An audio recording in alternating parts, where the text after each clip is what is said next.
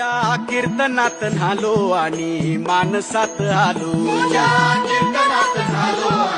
आता तुम्हाला पण प्रश्न पडला असणार की हा इथे कसा गेला. तर जय श्रीराम मित्रांनो, आपल्या सिरीज मध्ये तुमचं पुन्हा एकदा स्वागत आहे. तिथपर्यंत जाऊन महाराजांना हार घालायची इच्छा तर सर्वांची होती. आमच्यापैकी तिथे एकाला जायची परमिशन होती आणि ती शुभमला मिळाली. खरंच महाराजांच्या इच्छेशिवाय आपण तिथपर्यंत जाऊ शकत नाही.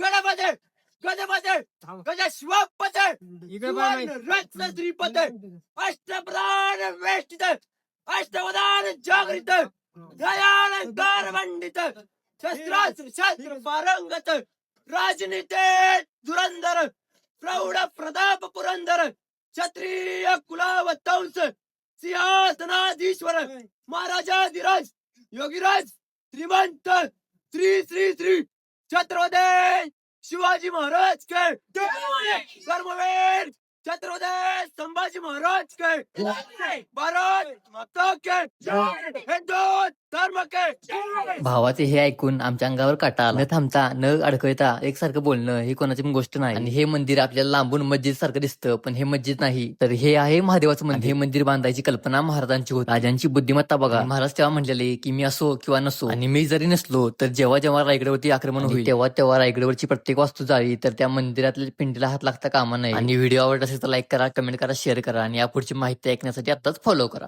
चला आता थांबायचं नाही.